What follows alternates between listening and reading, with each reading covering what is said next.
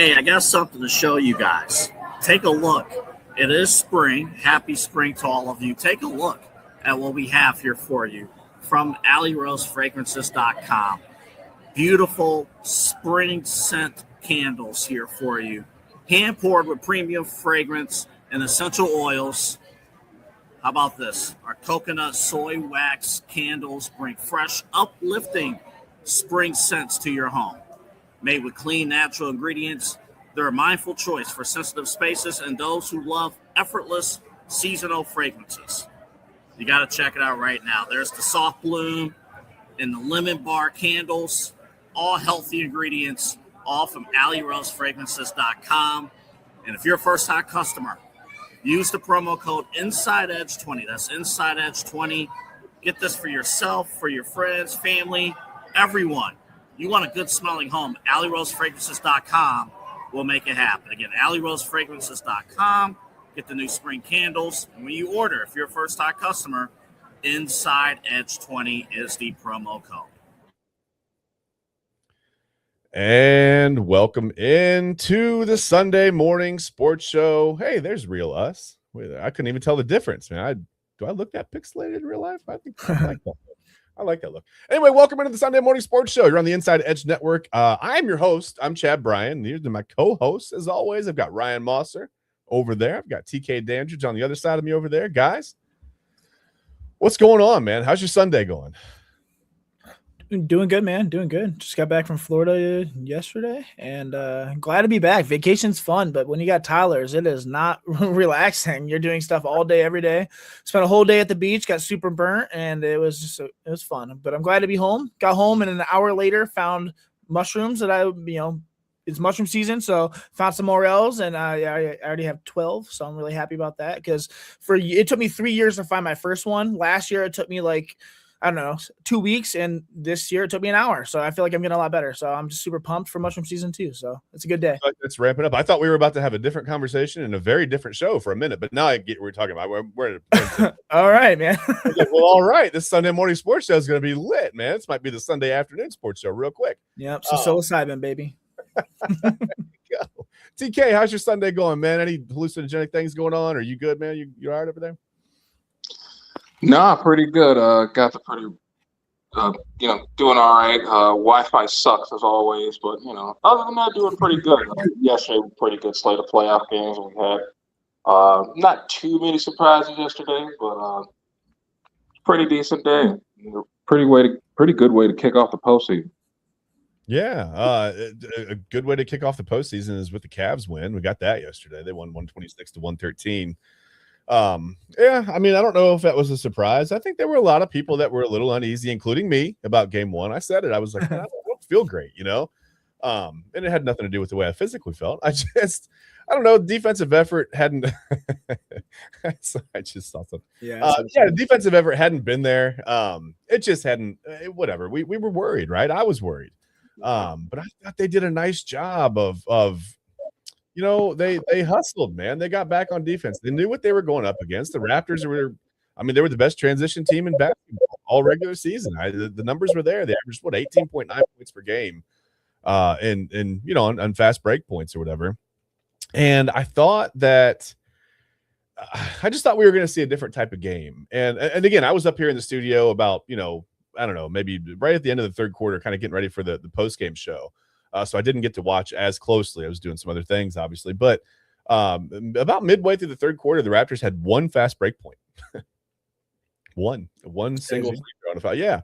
And I thought, man, what a huge difference. Obviously you're looking for to play your normal game. Now, I wonder, having Emmanuel quickly out, I wonder how much that made a difference for the Raptors yesterday. And that, I guess that concerns me. I don't know if he's going to be ready to go for game 2 or not. But yeah, I mean, you think you lose by 30, and this isn't really the way basketball works. This is like using the transitive property in college football. But you lose by 13 points, and there's your point guard averaging 18.9 a game and 5 or 6 assists, and you got to think there's at least 10, 12 points there. But you can't just add his 18.9 in and go, hey, look what we would have won. But you can't do that. But I do wonder how much that made a difference. And Ryan, we haven't really gotten a chance to get your reaction to the Cavs game. Did you get a chance to watch it all? Was it just kind of like looking at highlights? I know you had a busy day yesterday, man. Yeah, no, I'm a wedding photographer, so I had my first wedding of the year yesterday, and I did have I always have a headphone in if there's a game. Saturdays during football season specifically for Ohio State, I have to listen to the game, so I have a headphone in. So I was listening as I was doing the shoot and stuff, and it was fun, man. I didn't think it was a squeaker. It wasn't a survive an advanced opener. It was Cleveland walking into game one and immediately announcing that we're the better team and we're gonna play like it. It was fun, dude. Yeah, I thought it was close at halftime. I thought the Raptors did a nice job, especially in the first quarter. They knocked down some threes, a little bit atypical of what their offense really is. But man, they're really not that good in the half court. Like they don't. You saw, I mean, the Cavs, they weren't even giving them any respect. I mean, they were just letting them take jumpers. Like, you want a 15, 18-footer? Take it. I mean, it's fine. We'll grab a rebound and head the other way.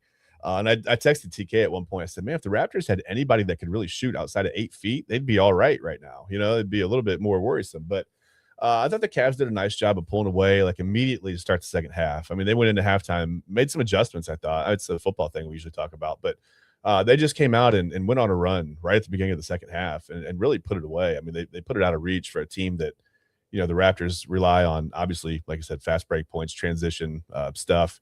And they're really just not a half-court offense. They're not going to knock down a bunch of threes. They're not really a team built to come back from a 15, 16-point deficit.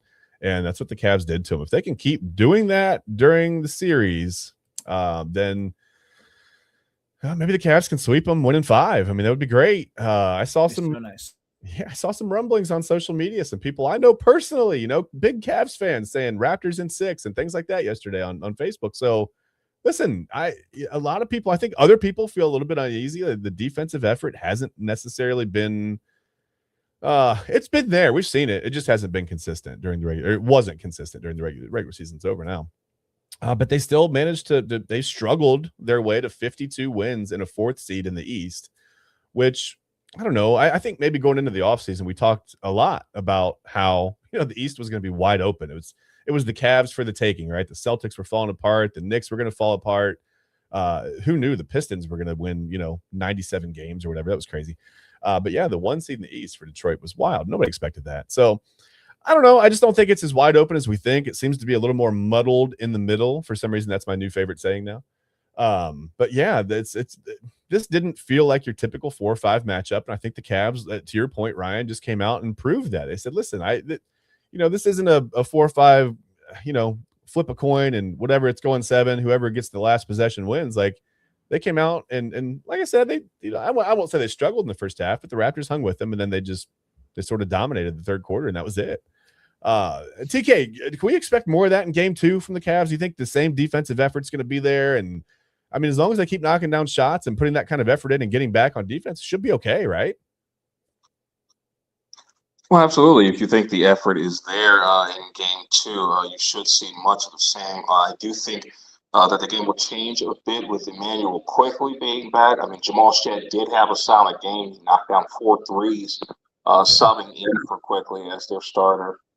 Did not disappoint at all, but I think at the same time, when you have the regular guys in there, makes things a little more cohesive and, makes you, as an opponent, have to pay attention a little bit more. So I definitely think the Raptors are going to benefit from having Quickly back. How well he plays back from injury will be, definitely the deciding factor.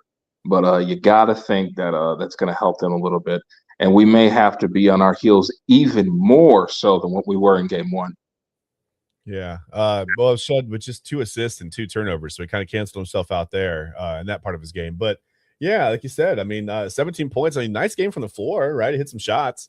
But yeah, I mean, I would think they would want him to do well, at least the point guard spot, to distribute a little more and hopefully find some open shooters or somebody open in transition or something. They got to change something. So I want to take a look because game 2 is game 1 was on Prime Video, right? And we talked about it. You could listen locally. You could listen on 100.7 or 1100 AM. You could listen to Tim Alcorn, who's a friend of the network. You could listen to him do the play-by-play.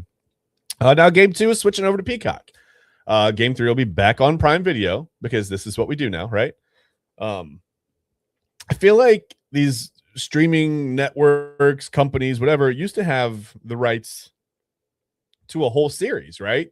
Now we're getting individual game. It's really confusing, honestly, as a fan. It's tough. I don't know exactly where I need to tune in or what I need to be subscribed to, or whatever. And we have Prime Video and we have Peacock. I guess we're fortunate there. Or I guess you could look at that the other way and say we're unfortunate, but whatever. It makes me miss the days of basic cable, you guys. Like, I know I'm old, whatever, it's fine. But yeah, I almost miss the days of just being able to turn the TV on and, okay, where's it at? It's on NBC. It's on ESPN. It's on whatever, right? It's on TNT. It's on whatever. Whoever carries NBA games, it was always there, and you could find it. You could just search in the guide, and it was there. Now you can go to the wrong place and search for a long time and miss the first 5 minutes of the game if you're not careful. So like I said, whatever. Tomorrow night, stupid. Yeah. Not to mention they black out, like last year they blacked out 4 games in the first series. Or 3 games. It's just it is not consumer friendly anymore. It's all about money. It's all about how much each network can get, and it's man. I miss the days of VHS tapes, to be honest. I've honestly been buying VHS tapes and sharing them with my kids and canceling a lot of these streaming sites because it's just an overwhelming amount of just junk, So It's just stupid. I'm so tired of it. Well, and it feels so disconnected. I don't know if you guys, like I said, I'm older. I'm almost 50 years old now. And I can remember, like, you'd watch whatever the cable channels, and you get local commercials and you get like some national stuff or whatever, but you felt more connected than just like a random like ad popping up in the middle of something for like, some home improvement company, whatever. And sometimes it's a local ad, but I mean, oftentimes it's not. It just feels completely different, yeah, Raul says, I miss the days of Wide World of Sports. I mean, yeah, man. I was just thinking, like, Twib Notes. You guys, I don't even know if you guys know what This Week in Baseball is, man. I grew up watching This Week in Baseball. It was on. Was that in black and white or color? Well, life was in black and white when I was there. So yeah, it had to be in black and white. There was no color yet. They hadn't invented color yet. So yeah, no, but I just like that voice. This Week in Baseball, this week's Twib. I don't know. I miss that stuff, man. At least to show the old reruns of like the home run derby, where it would be like 1-on-1, right? It would be like, I don't know, like Mickey Mantle versus somebody. And it was just so crazy to see. Like, I mean, they would just go out there with like a skeleton crew of like a couple of cameras and a guy on a mic, and Mickey Mantle hits one, and that one's gonna be gone. It was like so simple, man. Like, I almost miss those days. Like, life was just so much easier back then. But again, it's kind of an old person rant. It's whatever. Yeah, it's just whatever. So like I said, we'll put that back up here just so you can see if you're confused on where to find the game. Game 2, Monday night, 7:00 is the tip. It's going to be on Peacock and the NBC Sports Network. Now, I assume that means it's going to be on NBC as well, right? Or no? Are they not airing? What to say when you assume something? Well, yeah. Oh, yeah. I'm good at that too. I don't know about you guys, but I'm good at making one out of me. But yeah, I don't know if that means it's going to be on NBC. I'd read that book. That's an excellent book. That's oh no, we're not doing that here. Yeah. So game 2, Monday night, 7:00. I guess we got to stop doing the stuff, whatever. So it's going to be on Peacock and NBC Sports, whatever. It's fine. And then back to Prime Video for game 3, which is Thursday. Whatever. It's fine. We're fine. We're fine with it. It's okay. But yeah, I think the Cavs put a nice effort in yesterday. I thought the defensive effort was there. You could really see them. Like I said, you could see them hustling back in transition.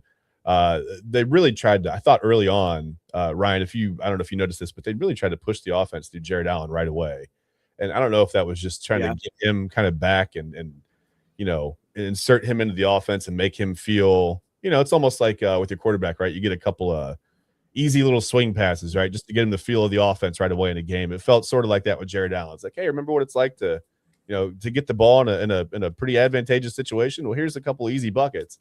And he had a couple dunks early, and I thought, okay, here we go. Like, and they just never really looked back. I mean, I thought the Raptors did a good job of weathering the storm, so to speak, in the first half, but I think the talent advantage it snuck out, in the third quarter, and the Cavs took over and ran away with it. And that's what we want to see. I mean, that's what we would expect.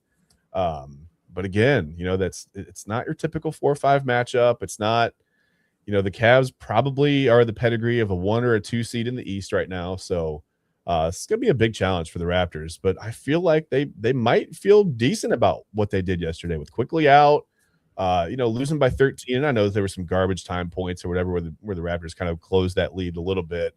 Cavs pulled their starters maybe 4 or 5 minutes to go in the game. So there is that as well. But yeah, I feel pretty good. I feel better heading into game 2. Do you guys have any predictions? I don't know if you want to make a prediction, but just anything that you expect to see in game 2. Ryan, I'll start with you. TK and I talked about it a little bit yesterday. Ryan, anything you expect to see from the Cavs in game 2 or the Raptors? I mean, for the Raptors, they're just going to have to play faster and more aggressive. They're going to have to speed the game up. Can't let James Harden walk the ball up and run the offense like, a metronome. They're going to need more, offense early, better transitions for sure.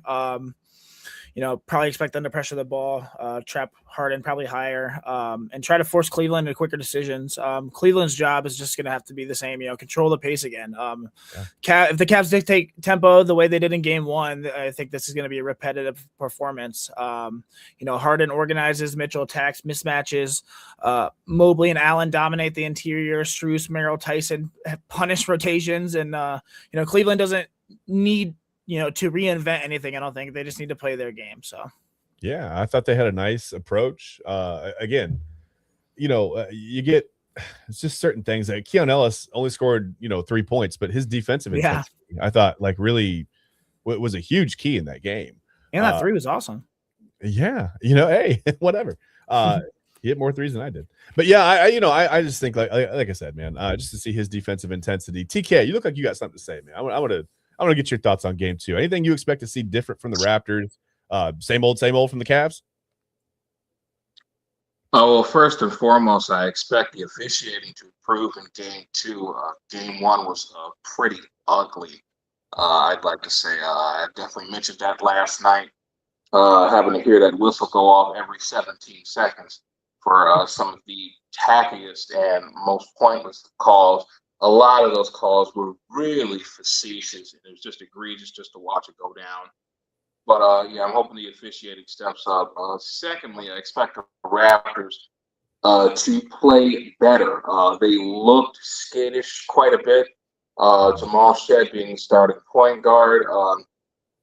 Typically a pretty decent passer. Like you had mentioned earlier, Chad, he had only 2 assists to counter with the 2 turnovers that he had. Scotty Barnes handled the ball quite a bit in that game, and as we know, he is not a guard. Does he have decent handles? Yes, but that's not the guy that you really want holding on to the ball for a majority of the shot clock while you have possession. Brandon Ingram looked like he was sleepwalking for a majority of that game. He came out of the gates with 9 in the first quarter. Finished the game with 17 points. He is by far the number 1 option in the NBA that is taken the least seriously because of instances like this. You saw him, hitting the step backs and the fadeaways.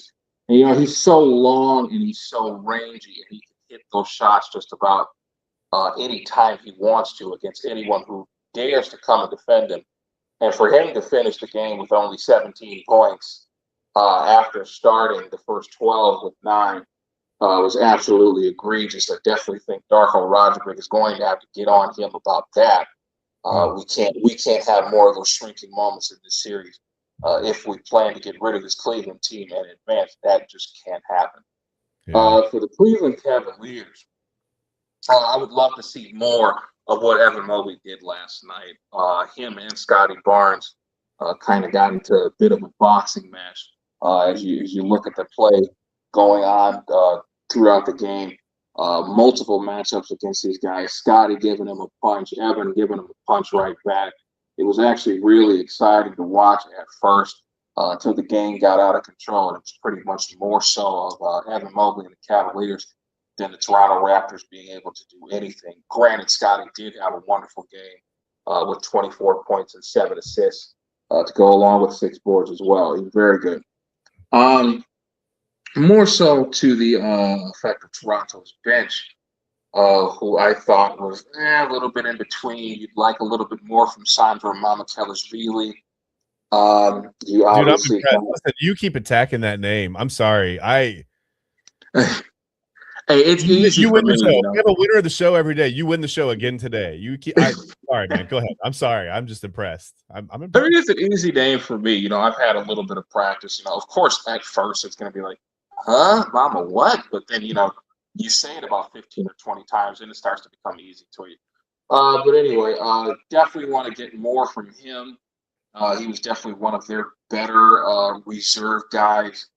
Again, you got great minutes out of Jamal Shed. He's going to be back in that backup role, assuming that quickly he's going to come back and start game 2. You want to get more of the same that you got from RJ Barrett in that first game. I mean, 24 points out of nowhere.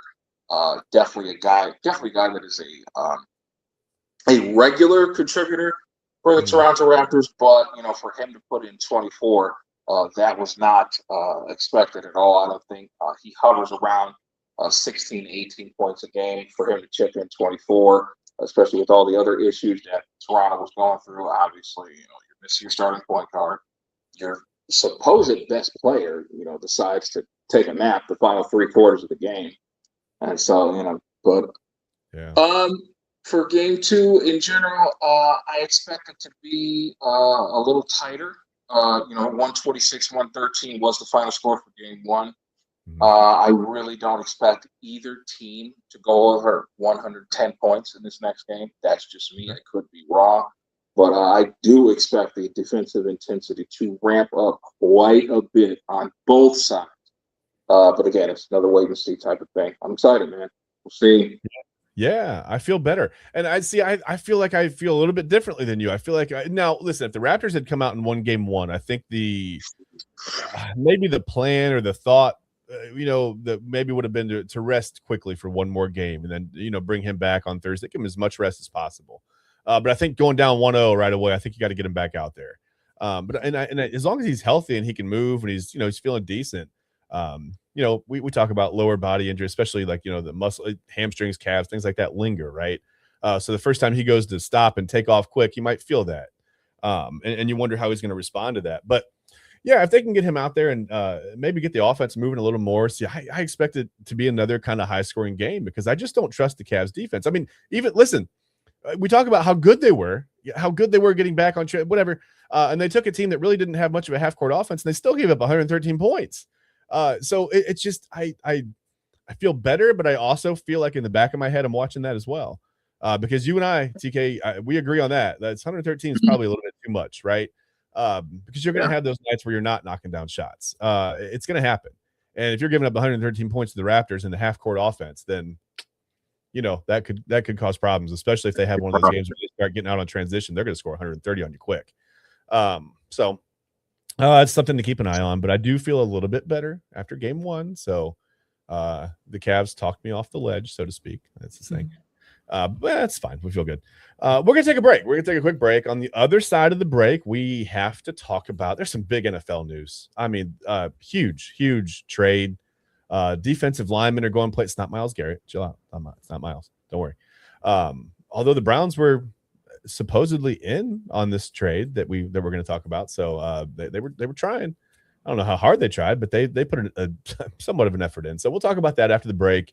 And then later on, we'll talk a little bit of guards. Cade Smith, maybe Cade Smith easing into the closer role a little bit. Does he make you feel a little bit better now? You had a decent night against Baltimore last night. We can talk about that and just what the guards or what we expect from the guards going forward, and if they're a true contender or not. They seem to be road warriors to start the season, and then they had a little bit of trouble in a couple of road series. So I don't know. They're going to be we'll see. Are they a contender or not? But we'll talk about all that after the break. Let's take a quick 5-6 minute break here on the Inside Edge Network, and we'll be right back with you.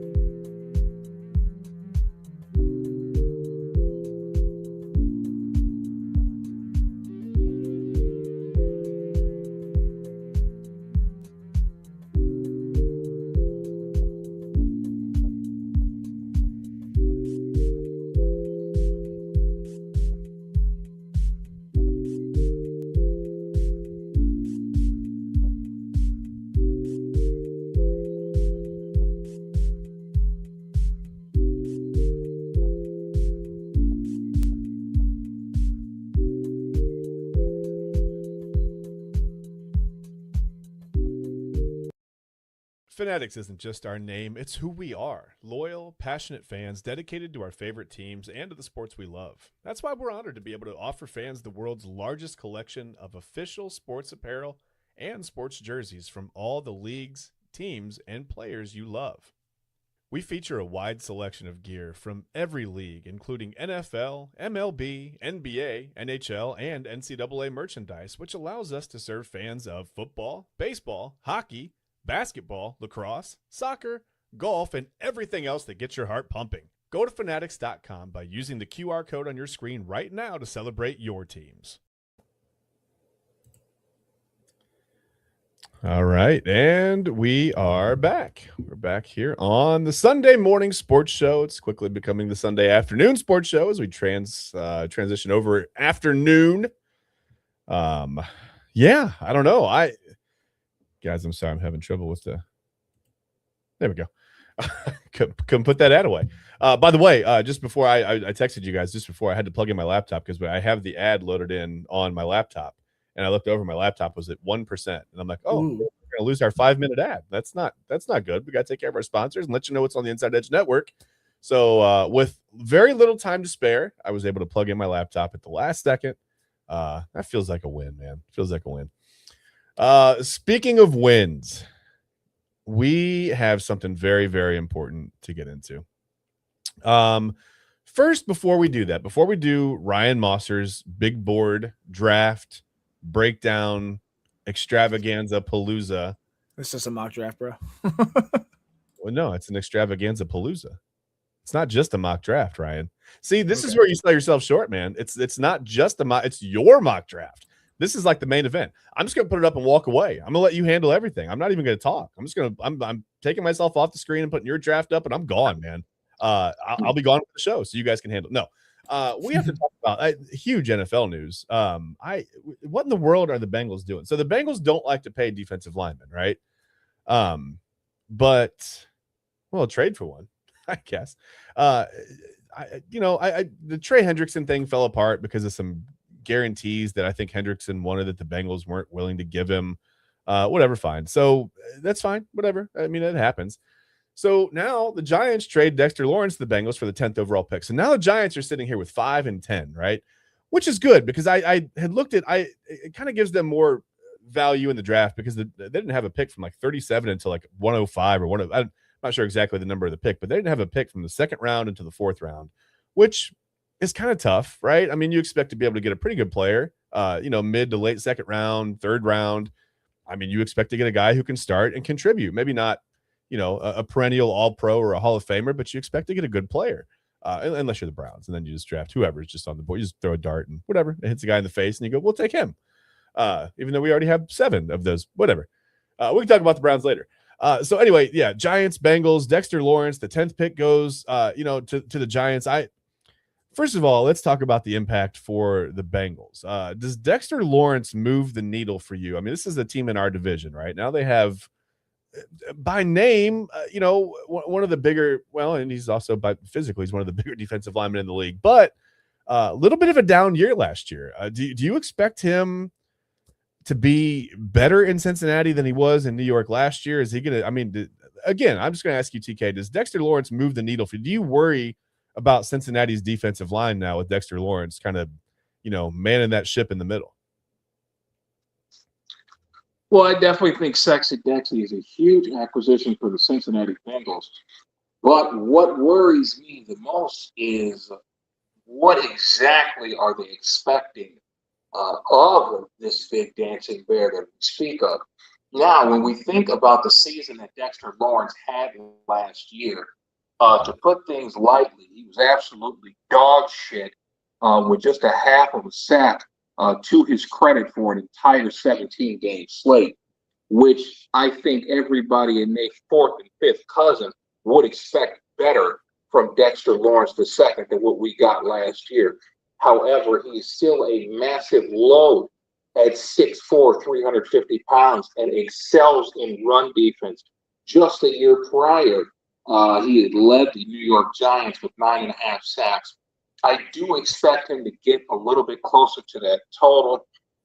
It should be very much bounce back central for Dexter Lawrence, But again, with that role, are you expecting him to add to a defensive line that you already think has a lot of talent and can be dangerous in the foreseeable future?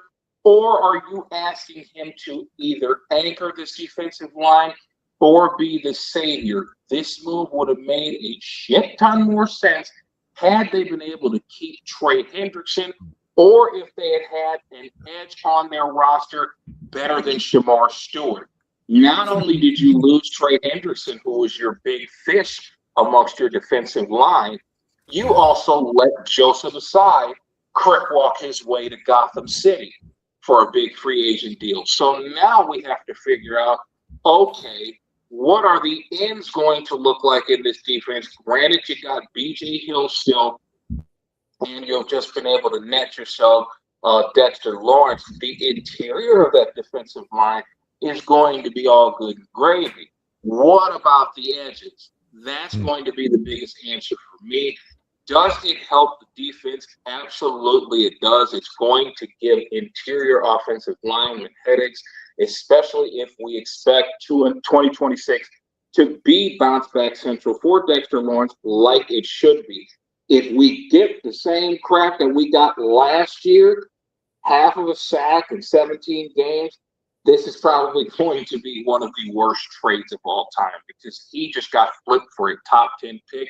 Yes, I understand Dexter Lawrence at this point in time is better than any 2026 draftee that is there.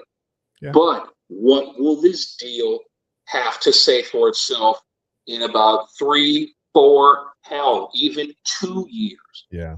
So yeah, this is kind of a mixed emotions type thing.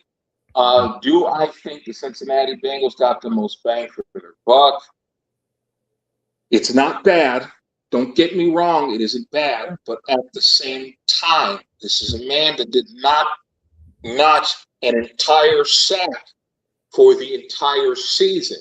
Yeah. And he has the billing of being one of the best pass rushing DTs in all the NFL. And he did that. Yeah. When you flip that for a 10th overall selection, I understand the veteran commodity that he is, and that he is farther along than anybody in this draft. However, when you look at the defense overall and you look at the state of what this team is in, yes, I understand Mike Brown is a complete cheap ass and hates paying people. We all know that. It's been that way ever since his daddy gave him that damn team. And he over there rolling over in his grave right now, watching him do the stupid crap yet again. But with this being in mind that, hey, we have an all-world offense, there is no reason to add to it. We have the 3 henchmen in Jay Chizzy, High T. Higgins, and Joe Shiesty himself. So we are good there. We've got to figure out how to fix this defense. Dexter Lawrence being added to the Cincinnati defense definitely helps a lot. But we need more of 2025 Dexter Lawrence, or 2024 Dexter Lawrence. We cannot have a repeat of last season. Yeah, and he was. What the hell am I saying? Sorry. It's okay. You got emotionally invested, and I appreciate that in an answer from you. You know what I mean? No, I agree. I think he was injured a little bit last year. I don't know exactly what he had going on, but I know he had some injury concerns. And I think, Ryan, I'm going to ask you this way. Yeah, if you had Trey Hendrickson and you had like this defense that could shut down the pass and you just needed a run stopper in the middle, this is a home run. But you don't have that defense. I mean, the Bengals, don't get me wrong. This is a good move, I think, for, again, you put a big dude in the middle, right? He can stop the run. If this is the guy that you expect, if you're attaching your pass rushing game onto Dexter Lawrence, I think you've made a little bit of a mistake. Unless they're planning to add some kind of rush in, somebody that can go get the quarterback, something, right? Then this is a little bit of a mistake. I do like the move. I like the move for the Bengals. I don't mind it. He's a good run stopper, big dude in the middle. He can anchor that. That's fine. But again, I think you need pieces around him, and the Bengals have shown this propensity to. It's like they don't really understand how to build a defense, or they just don't care to build a defense. They're trying to outscore everybody 52-48, which sometimes can work. But I mean, Ryan, how do you feel about the Dexter Lawrence? we'll talk about the Giants in a minute. Just how do you feel about it from the Bengals perspective? Yeah, TK stole every single thing I was going to say. Come on, man. No, I'm kidding. No, I mean, I agree, man. I mean, the Bengals they were one of the worst defenses in the NFL last year, and that was with Trey Hendrickson. I mean, they couldn't stop the run. They couldn't generate pressure, couldn't get off the field, couldn't protect leads, soft up the middle, and, teams bullied them, for months. Dexter Lawrence is, a 350-pound anchor who eats double teams and, collapses pockets and forces offenses to change their protections. He's not a stat chaser, but I think he's a structure changer. I think it's the kind of move that you want to make when you're tired of losing a lot. But the truth, like he said, he is not Trey Hendrickson. I mean, Dexter Lawrence is a monster, but Trey was the engine of the pass rush. You don't replace 14 to 16 sacks a year with a nose tackle. You don't replace, his closing speed, his bend, his finishing ability, the ability to win one-on-ones on the edge. Lawrence is elite at what he does, but he does not do what Hendrickson did. I mean, the Bengals did upgrade their interior. They downgraded at the edge, and in today's NFL, you're going to need both. This move helps, but it doesn't erase that huge hole that they left on the edge. I don't think it really moves the needle too much. I mean, it does immediately improve their run defense. Interior push as well. Maybe some early down physicality. But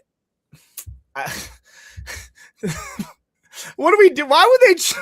They're stupid. I'm sorry. It's almost like the AJ McCarron for a second-round pick, except this time the Bengals actually pushed through. I mean, yeah, you can stop the run, but this defense is so bad. I'm just glad one of these Buckeyes aren't going to be on the Bengals. I'm glad, that I don't have to see, Caleb Downs on the Bengals now, or, my fantasy season gets screwed and they draft somebody like Jeremiah Love or something like that. Get the Bengals out of here. Go enjoy your big fat guy who can stop the middle run, but your defense still sucks. So yeah, I wouldn't hate the move. I don't mind it if it was a standalone thing on a defense that just had problems stopping the run. If they had kept Trey Hendrickson, but yeah, it's weird to completely forget about defensive ends and then you shore up the middle. That's great.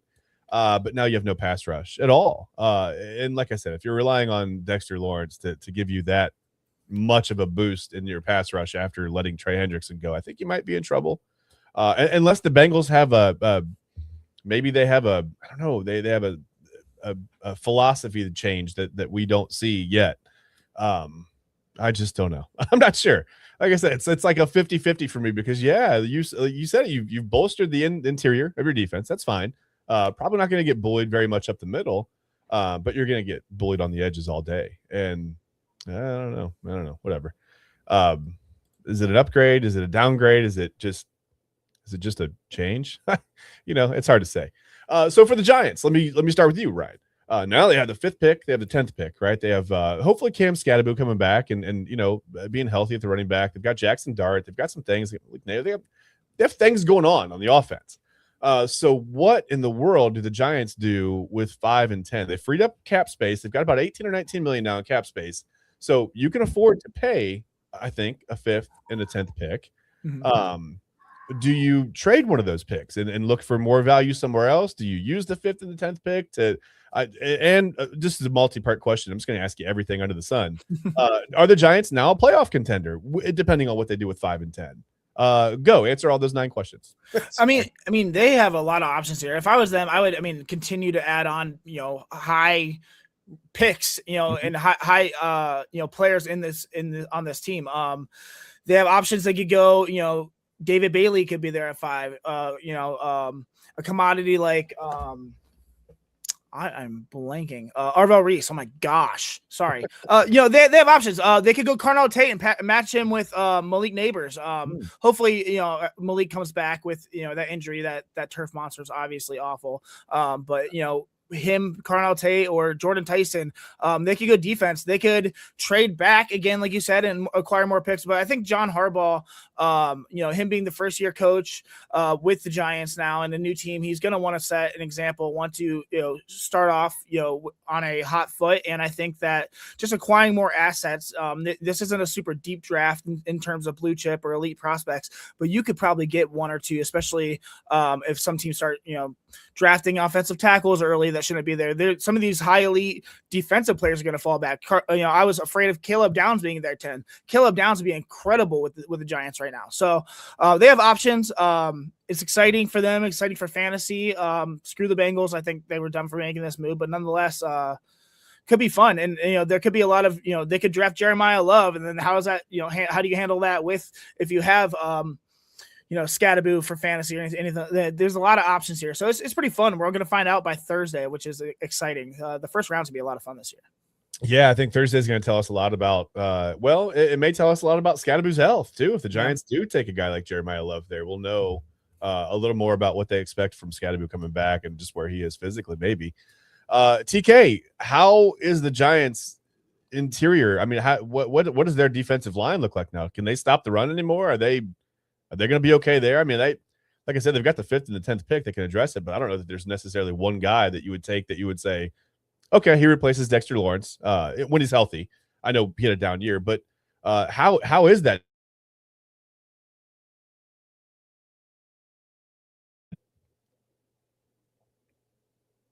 Well, first and foremost, I think with the 5th and 10th pick, it makes it that much easier just to go all defense in this first round.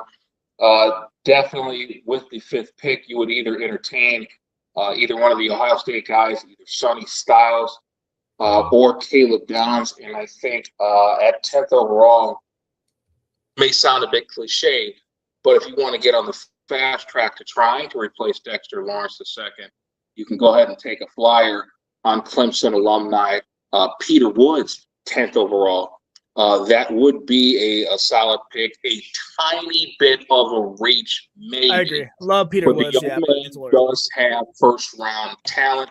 He does have a good skill set. He's a big body in there, much like Sexy Dexy at 6'4", 325. But I definitely think, hey, you don't want to think first thing, hey, we got to replace Dex.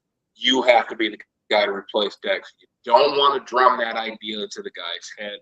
But this is definitely a pick or a prospect that can definitely be in the mold to possibly do something of that nature, to be the significant run stopper and to add a little bit of pass rush spice to that. So I definitely think this is going to be a defensive overhaul for the New York Giants in the first round. And this, to be quite honest, I don't change my mind whatsoever about how I feel about the New York Giants. I think the hire of John Harbaugh was an absolute home run. I have said it before, and I will say it again. The Baltimore Ravens screwed him out of his job. Those players have taken turns choking their asses off and getting Jim Harbaugh flamed for it. I will not go into names right now, but there is a long list, including 3 of their top franchise guys who happen to be Zay Flowers, Mark Andrews, and Lamar Jackson himself. But other than that, I will not go into detail about the players that have screwed him out of his job. I definitely think he's going to be a breath of fresh air in the Big Apple. I think Jackson Dart takes a step up. I think Cameron Scattaboo further cements that, yes, white boys can run the football. There's been a long time since John Riggins had ran rapid through the NFL, but don't you worry, baby. He's back, just in a different jersey and just as a different guy. I definitely think the Giants are going to win the NFC East. Yes, I said it. They're going to be better than the Eagles and the Cowboys. Commanders still got a lot of figuring out to do this year. I think they'll be solid, but at the same time, I truly think the New York Giants will be the class of this division once it's all said and done. Especially with this 5th and 10th pick that they're going to have. They're going to be the most exciting team to watch in the draft this Thursday. Other than us, I am real excited to see what the New York Giants are going to do in this draft. I hope they go all defense. But if they pull a surprise or two out of the hat, hey, that's what the draft's about, But I definitely think the New York Giants are still in the greenest of pastures for their franchise, and they have an ample amount of opportunity to steal the NFC East this year, which I truly believe they'll do. Yeah, I don't know if they'll win the division or not, but I think they're a playoff contender for sure. as long as everybody stays healthy, if you can keep everybody healthy for 17 games or thereabouts, as long as nobody misses a bulk of the season, I think this is a pretty good team with John Harbaugh. Yeah, a lot of stuff there. Ryan, you're the draft guy. Before we get into your mock draft, let me ask you, is there any chance that the Giants are sitting there at 10 and they go, okay, we added someone on the defense at 5, whoever, Arvell Reese, Sunny Stat, whatever, somebody. And we're feeling pretty good about the defensive side of the ball. We'd like to have one more versatile weapon on offense. Is there any chance that they go out on the West Coast and look at a tight end from Oregon and go, Kenyon Sadiq can play a little bit of wide receiver if we need him to. He's versatile. He's athletic. He's 6'3", 240, whatever. Runs a 4.4, 4.3, whatever, 40. We can put him at tight end. We can have 2 pretty good tight ends, Isaiah Likely, whatever. We can also, put him at wider. We can do some things with Kenyon Sadiq. Is there any chance the Giants do that at 10? Yeah, I mean, yeah, he's a versatile weapon in the passing game. You saw that Harbaugh loves the 2 tight end, looks with Likely and Mark Andrews. And I mean, 10 is about where I think I'd be okay with taking Sadiq. I've heard people say, "Oh, take him at 6 for the Browns." That's insane. No, that's not right. But yeah, I could see it.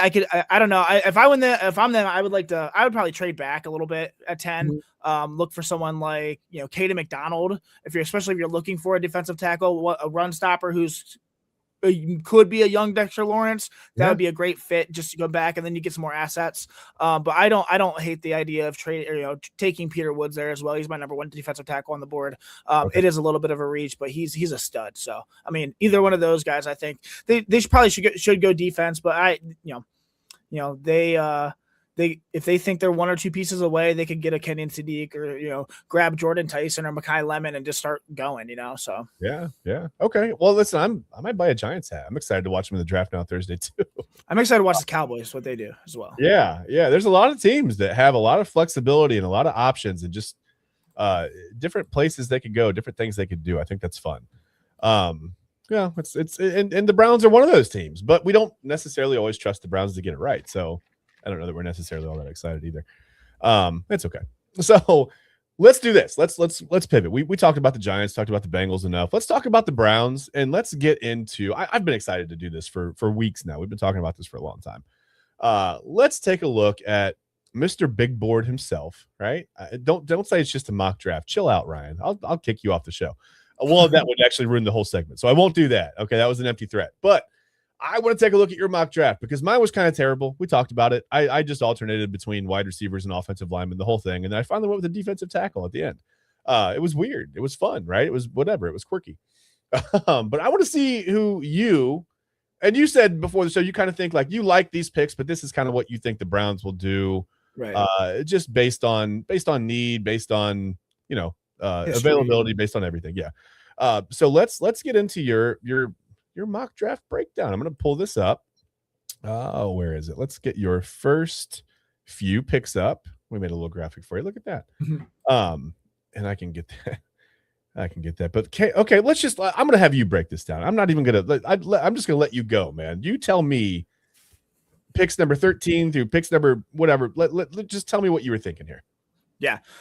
So when I got to pick 6 in my mock, the first thing I did was, look to trade back. Not necessarily because I personally want to move out. I'd rather sit at 6 and take a, blue chip player who fits what I value, regardless of position. That's my instinct. But I also know how Andrew Berry operates.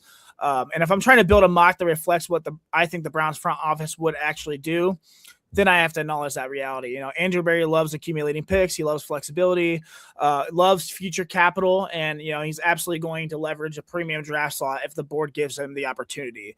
So at number 6 with, multiple high-end players still available, the leverage was there. So I made the move. I traded number 6 overall to the Rams for pick 13, their second round pick this year, pick 61, and then the Rams 2027 second round pick as well. So just moved back 7 spots and got 2 for second round picks, excuse me. A decently strong return for, sliding back 7 spots, I thought. And that's just what they offered. Obviously I was trying to get like the Cowboys 2 first round picks this year and then squeeze in their 2027, but these apps don't let you do stuff like that. So nonetheless, I got what they offered me. I think this is what, makes sense for the Browns. The roster needs more than one premium addition. I'm not building a mock for a team that's one piece away. The Browns need several wide receivers, fortification on the offensive line, a quarterback plan, and extra bodies in the secondary. Excuse me. That's all. Sorry. Coffee went down the wrong pipe. That's a long list. Staying at 6 gives Andrew Berry one great player. Trading back gives him, multiple chances to fix multiple problems. Mm-hmm. I think this is exactly how Andrew Berry builds rosters. I didn't trade out of a talent tier, I think, as well. I think this is important. I didn't drop from 6 to 22 or 6 to 28. I dropped to 13, which is still prime range for like a tackle or a possible top receiver, maybe a defensive difference maker. All right, so let's get into this. So 13 overall, I picked Kalo Lomu, the left tackle out of Utah. He's 6'6", 313. He is my actually my top ranked left tackle in this draft. I think it's an absolute slam dunk pick and incredible value after trading back, especially getting the position of need, probably debatably the top position of need for this Browns team. This was probably my dream scenario. I didn't expect my top left tackle in the entire class to still be there.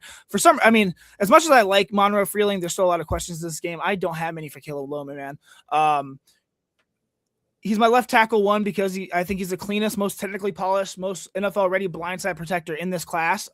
He's not the biggest, not the flashiest, trait monster, but he's the guy I trust, the most to walk into the NFL building and stabilize the position where the Browns desperately need to fix. This is exactly the type of pick that makes, trading back worth it, I think. And like I said, I added a second this year, added a second next year, and still walked away with, I think, the best left tackle on my board, and that's how you win drafts. I love Lomu because he plays the position like a veteran. His game is built on balance, on posture, hand timing, recovery, not chaos, not panic, not guessing. Utah put him on an island consistently, and he handled it with a level of control and consistency that translates immediately to the NFL. I think he's one of the best technicians in the class. He understands leverage, understands angles, understands how to present a picture to a pass rusher that dictates the rep. He's not necessarily raw traits bet, but he's polished, he's reliable. He's a high floor blindside protector with room to add strength and still climb. Man, I really like him. Strengths, he's smooth and efficient mover. He's got really, really excellent balance. He's got advanced pass set technique, 45, jump, vertical, all fantastic. Outstanding recovery and re-leverage ability as well. He's very smart. He's incredibly patient, especially with processing, and he can handle the games and pressure in the game. His hand timing is very strong as well, and he has independent usage of his hands, which is important. Great reach and cutoff ability and zone concepts. His physical frame, is pretty prototypical, and he has room to add good weight, I think. And I think he rarely loses clean, even if his losses are control. His weaknesses, he needs to add a little weight, 10 to 15 pounds, maybe some functional mass. His anchor can be tested by top NFL power early, I think, in his career. He's more positional blocker than a people mover in the run game. His play strength is solid, but not dominant yet. But I think it will be once he adds that mass. But none of these weaknesses scare me. I think they're developmental, not disqualifying for sure. For the Browns, they need a long-term blindside protector, somebody who's stable and reliable in the pass protection. He fits in zone and heavy movement-based schemes. Can play in an island, so you're not gonna have to worry about him. And I think he's the most important thing. I think he'd be the Browns left tackle for 10 years. I really, really like this pick. So. Okay. Do you think the 10 to 15 pounds? I'm assuming that's probably upper body weight. He seems he's a little thinner at 6'6", 313, but like you said, I think that's a good frame. It gives you an opportunity to add plenty of size. I mean, you can. I think that's great. I'm gonna give that that's a ding. I like that. Yeah, that's a ding. Pretty much all your picks are going to be dings because you're Ryan Mossor, man. It's subjective, guy. Man. No, even the best of the best are always wrong. So for sure, it's just what I see. I just like doing this. So I love getting your perspective. I mean, like I said, this is fun for me. So, and the best thing about Caleb Lobo, I think he's not a right tackle that we're trying to move over to the left side. I think that's important. The Browns have proven that doesn't work. It's a different philosophy. It's different footwork. It's a different game over there. I don't think people realize it's completely different. So that doesn't always work. You got to have a very, very special person with a set of, very good coordination, I guess. I don't know, to be able to do that. That's tough. So let's move on to pick number 24. Sorry, I was muted.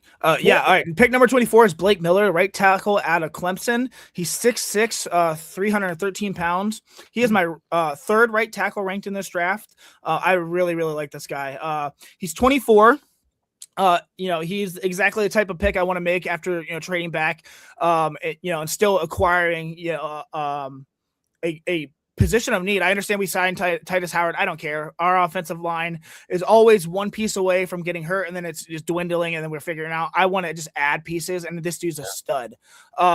He's one of the most powerful, reliable, physically dominant, strong side tackles in this entire class. He's not. I don't want to say he's not a pansy, dude. I don't know. And he's a hometown kid, which is kind of cool. He went to Strongsville. Yeah, he's Northeast Ohio guy. Yeah. Yeah. Went 30 minutes from Cleveland. I think that's a fun storyline, but that's not why I'm drafting him. I'm drafting him because he's a damn good football player who fills a massive need. I like him. He brings something the Browns offensive line has been missing, actual real power. He's one of the strongest linemen in this class, and he plays like it. His anchor is absolutely elite. His hands are very, very violent, and he's got a nasty demeanor, man. And I love that. He finishes everything and brings a physical identity to the right side of the line that this team desperately needs. He's a strong side ass kicker. Gap, duo, down blocks. This is where he thrives. He's the type of player who changes the tone of the game. And, while he's not, the most athletic tackle in this class, he is one of the most reliable. You know exactly what you're getting snap after snap with this guy. He's one of the best power players in this class. His anchor, his point of attack strength, his finishing ability are absolutely elite. I think his floor is probably one of the highest in this class as well. He's not a developmental swing. Excuse me. He's ready to play, and he's ready to play right away. He's technically sound for a big, dense tackle as well. He's got great posture. His hand usage is fantastic.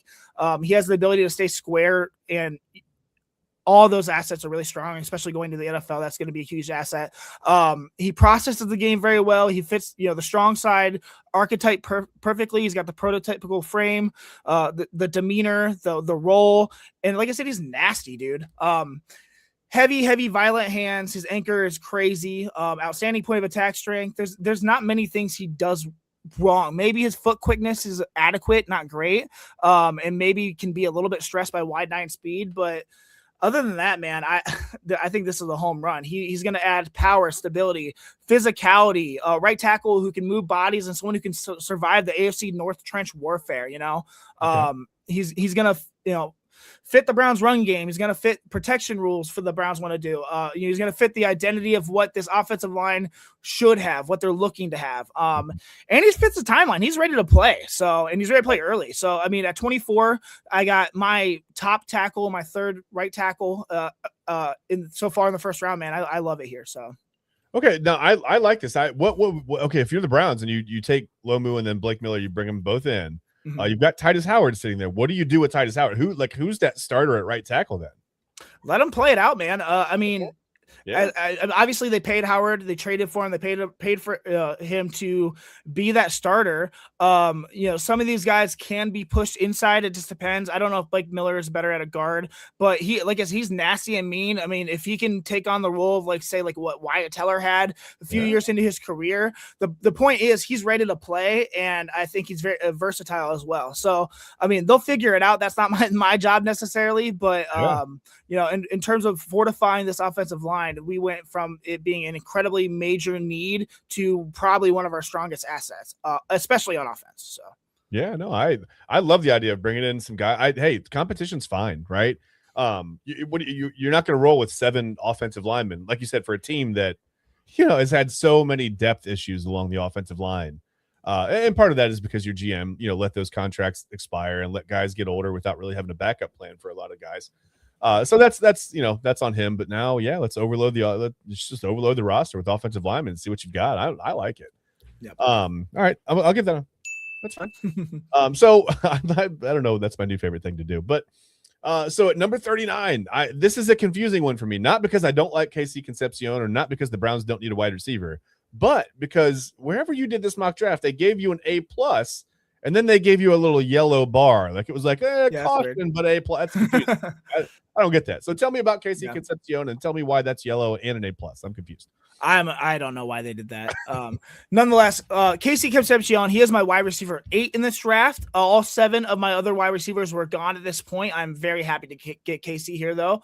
You know, KC is sitting there at 39 is a type of opportunity I'm not going to pass on for sure. He brings a real level of versatility, separation skill, and offensive creativity that the Browns offense I think could utilize.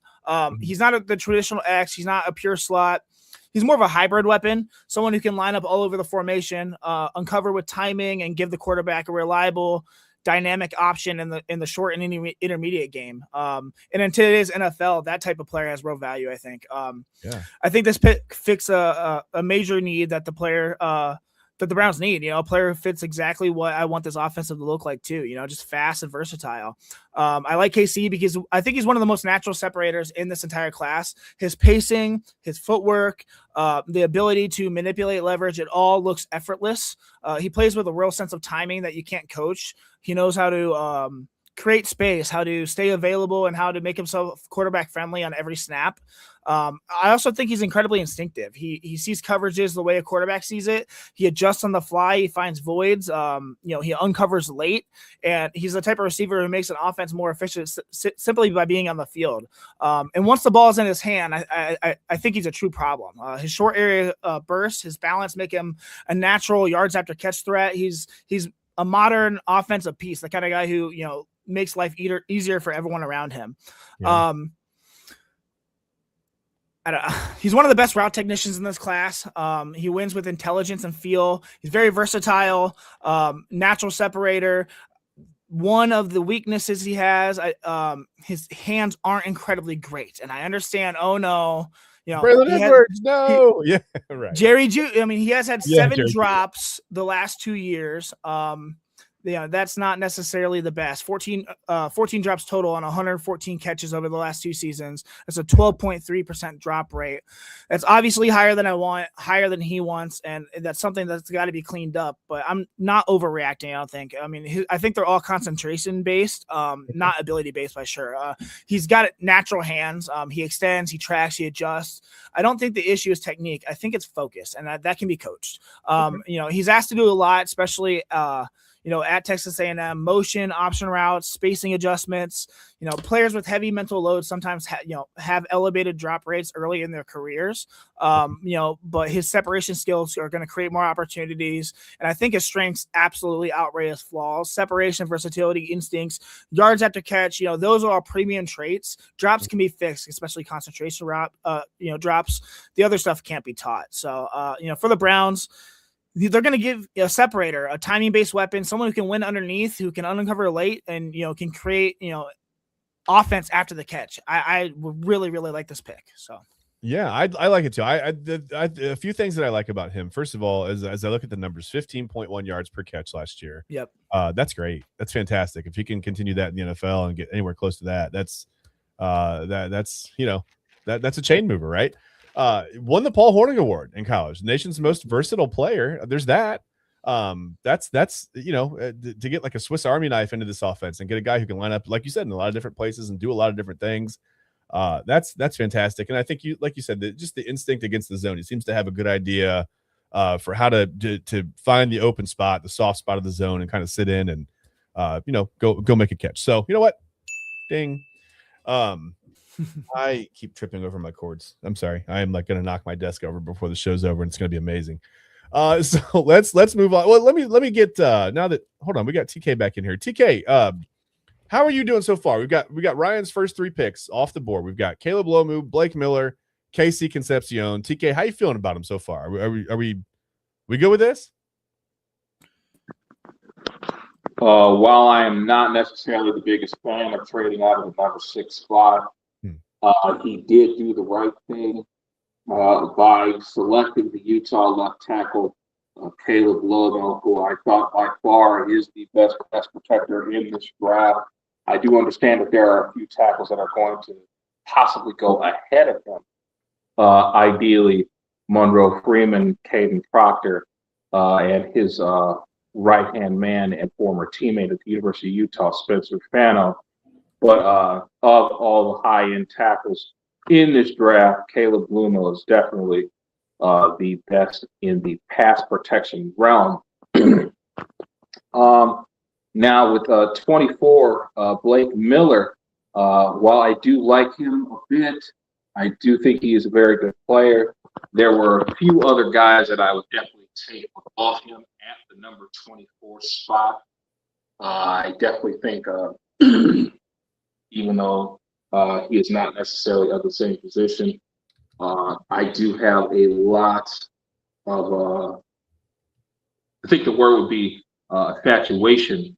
I have quite a bit of infatuation in Olave Vega, Olave Vega, YNA from Penn State. Respectfully, I would have taken Vega there too. He was taken like 15th overall. So I just thought it was because you didn't want to say his name, to be honest. yeah, no, I love Vega. I would have taken him over Blake Miller as well, especially at a guard position that we need. But if the board falls where it is.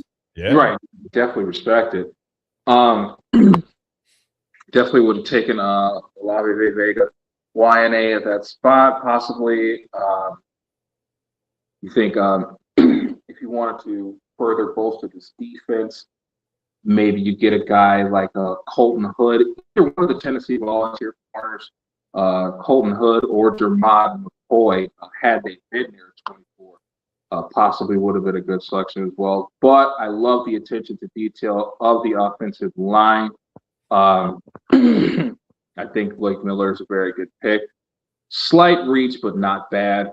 KC Concepcion 39. If he falls to 39 and we get him, that is a definite value pick. Definitely like to pick there. Keontae Scott, the corner from the U, another solid player. Earlier we talked about. Slow down. We haven't gotten to Keontae Scott yet. Slow down there, TK. Slow down, buddy. Sorry, I thought we did. But yeah, the first three picks, for what it's worth, I definitely thought he did a decent job.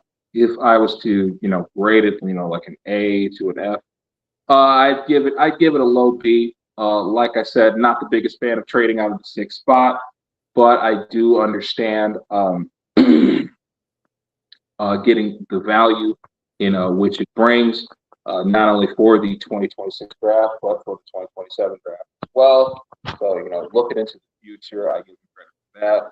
And to obviously double up on the offensive lineman and to get the receiver with the first three picks, I thought that was very responsible. So, yeah, I'd give it a low B.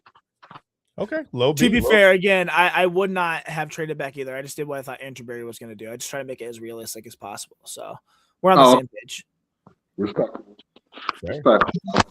In that case, I'm surprised we even have a pick in the first round. No, I'm kidding. It's just let's trade them all, man. Let's trade them all. No, I don't mean to get off track here. But we're gonna get off track. So not to interrupt, but I'm gonna interrupt. That's one of those things. So is Caden Proctor more of like a project? Am I wrong? Yeah, I'm not as high on Caden Proctor as other people are for sure. Okay, I see DeJuan Jones again, and I see like just where do you put him? How does he physically? Is he going to be 375 pounds? Is he going to be 330? Like where And I worry about having two similar, really kind of players like that on the roster. Maybe I'm way off, but I don't know. That concerns me. And he also kind of just the way he came out of nowhere, right? Like nobody had really talked about him until oh wait, he's big. We should throw him at the I don't know. It just seems weird to me. I don't know. He was the number one offensive tackle recruit in the country out of his class in high school. He was a fantastic freshman at Alabama. Transferred to Iowa for a second, then went back.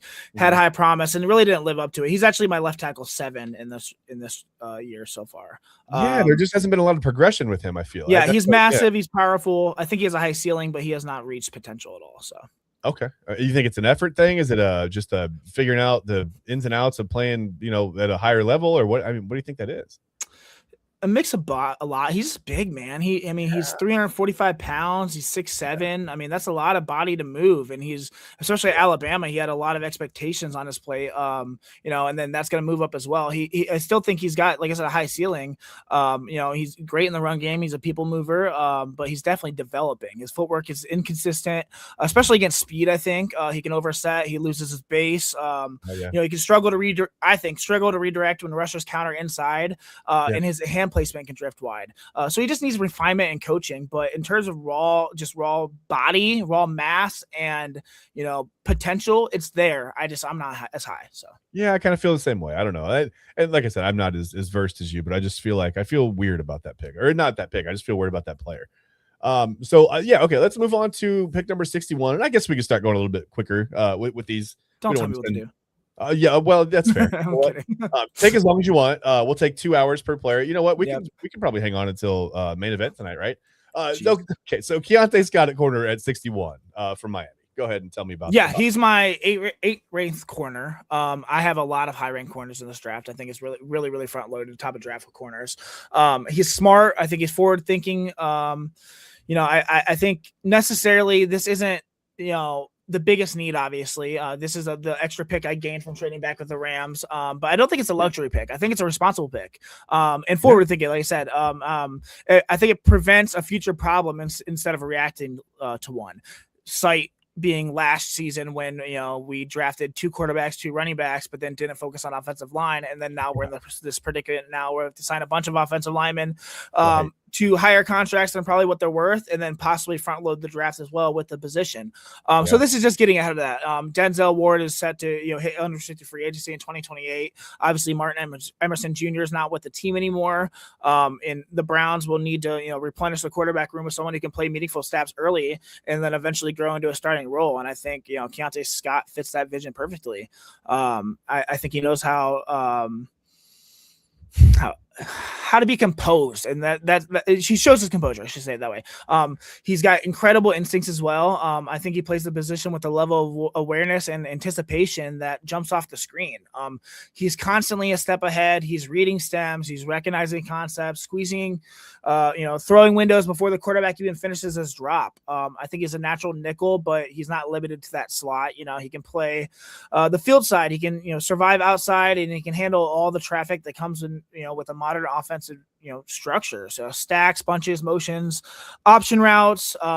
He thrives in chaos. He doesn't panic, he doesn't drift, and he doesn't lose leverage. I think he's the type of corner who makes life easier for the entire defense because he's always in the right place.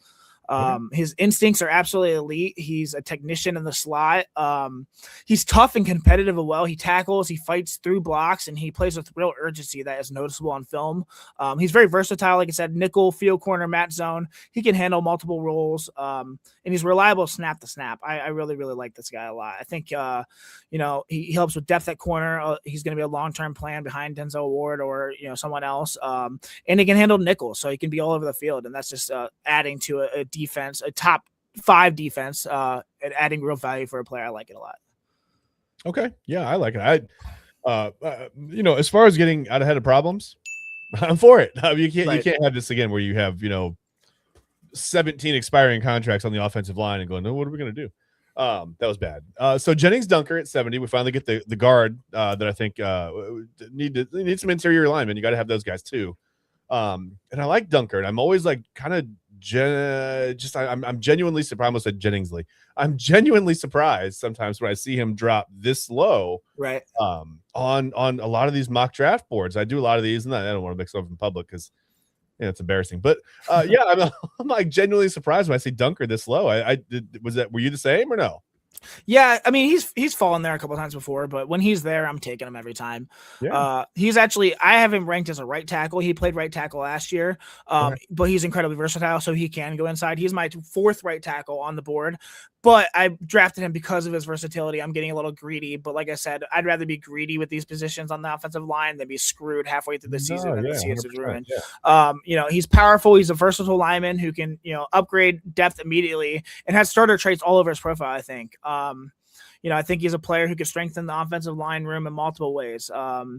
Someone who can step in as a right tackle if needed, someone who can slide into guard, someone who plays with the kind of physicality that sets the tone. I mean, he checks every one of those boxes.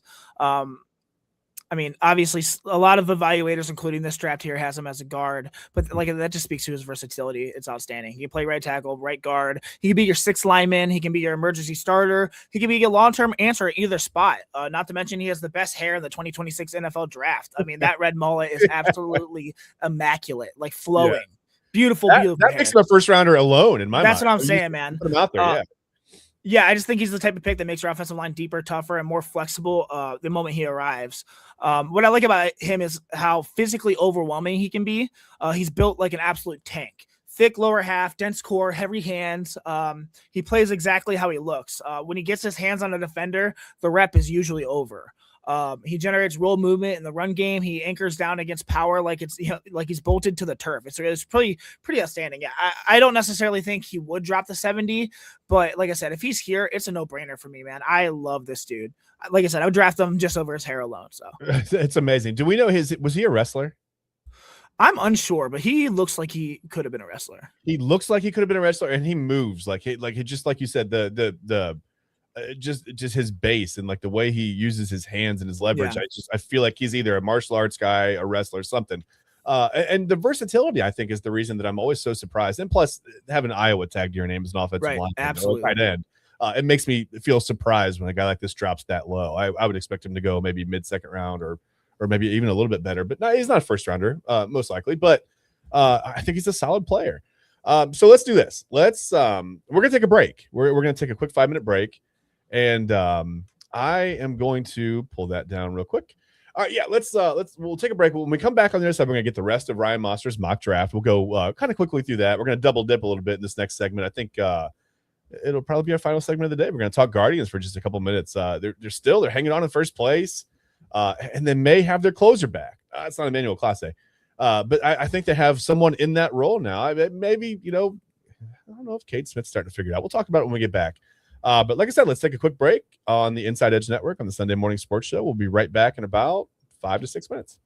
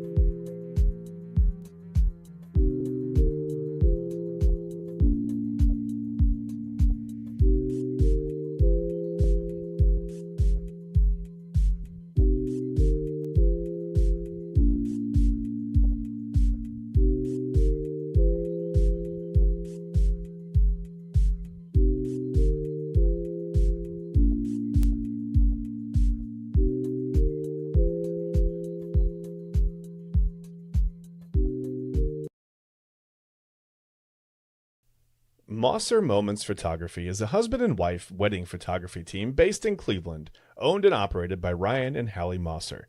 For the past 10 years, they've captured more than 100 weddings across Northeast Ohio and beyond, always working together as a true two-person team. Their style centers on authentic, emotional storytelling, documenting the real moments between two people in love and creating images that feel natural, comfortable, and true to the couple.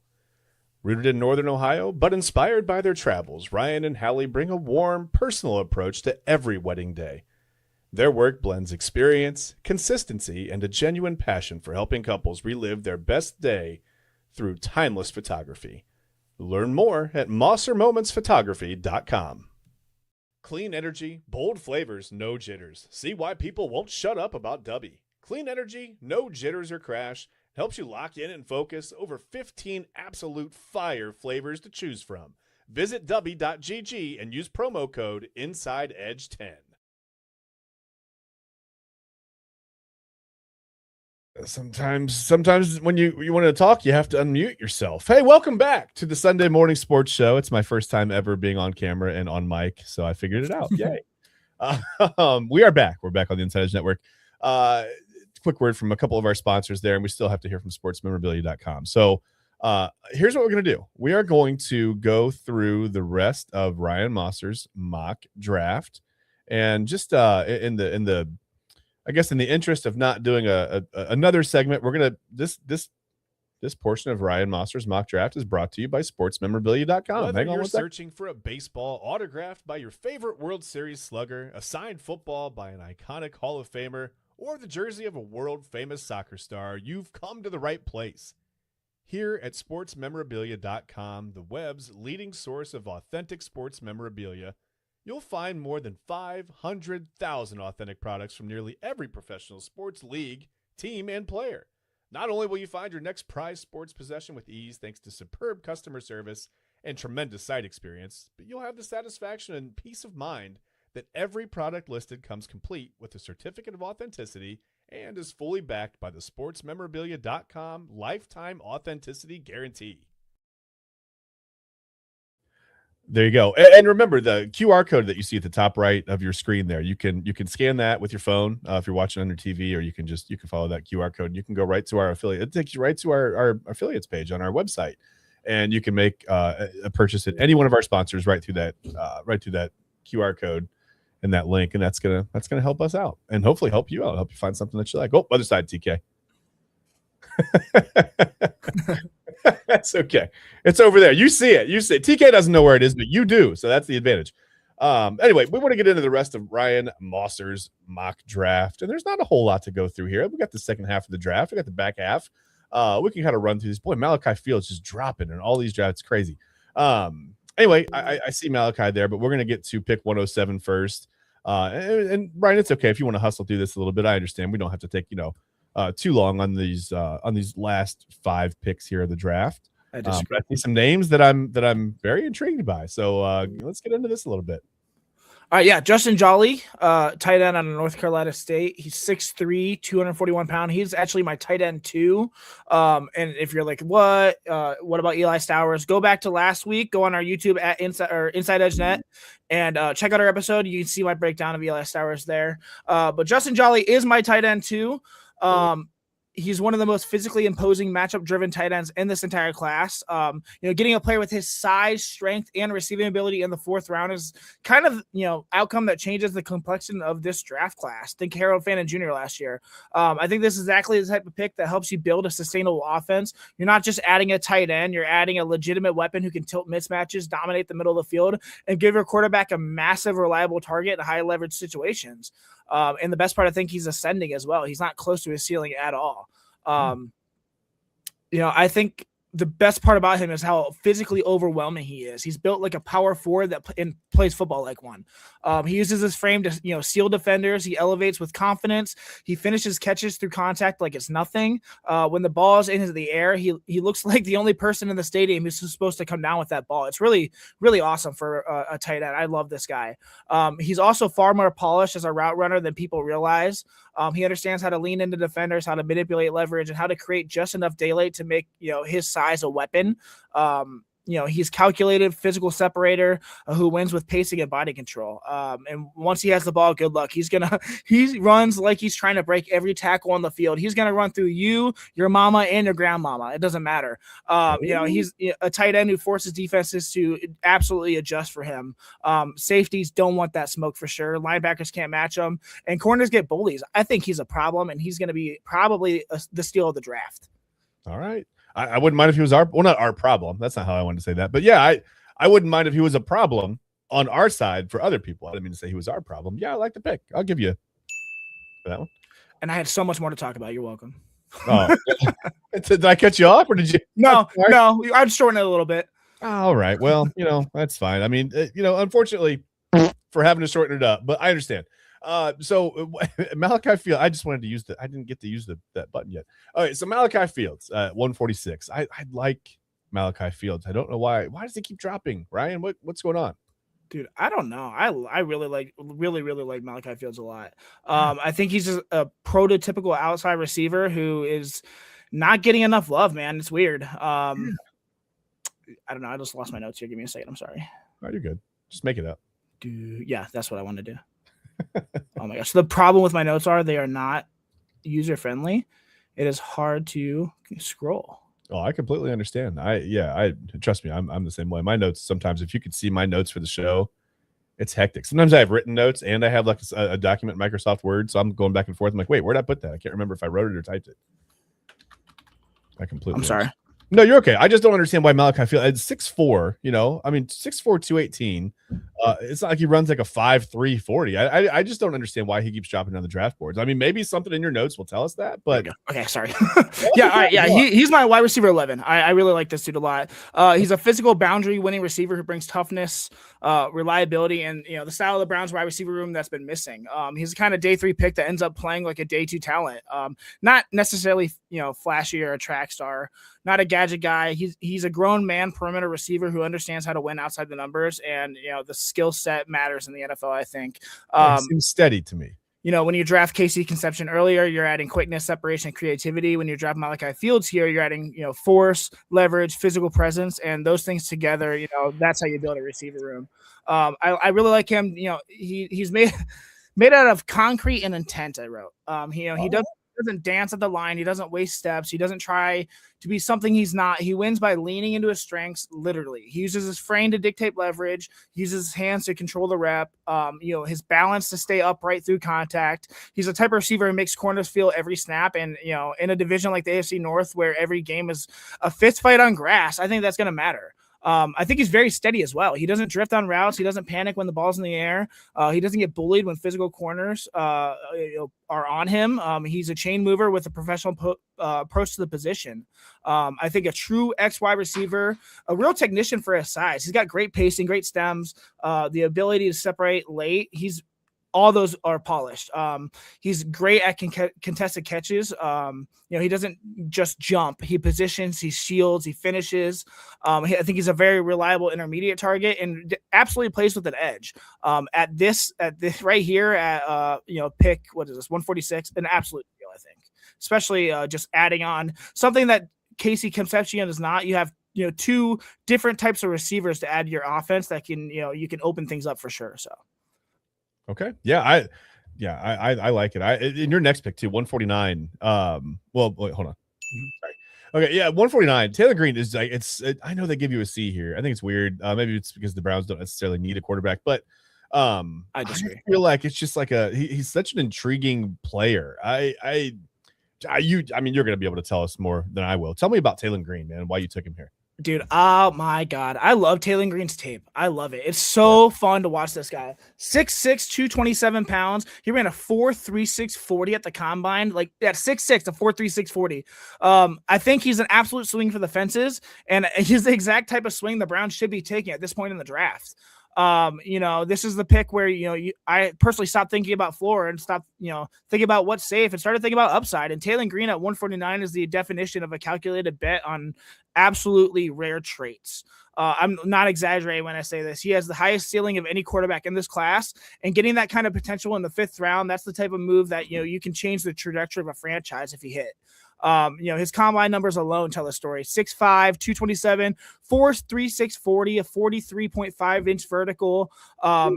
11 feet 2-inch broad jump. Not normal. That's not even quarterback athleticism. That's alien territory, man. Yeah, that's wild. That's a tight end or wide receiver profile trapped inside a quarterback's body.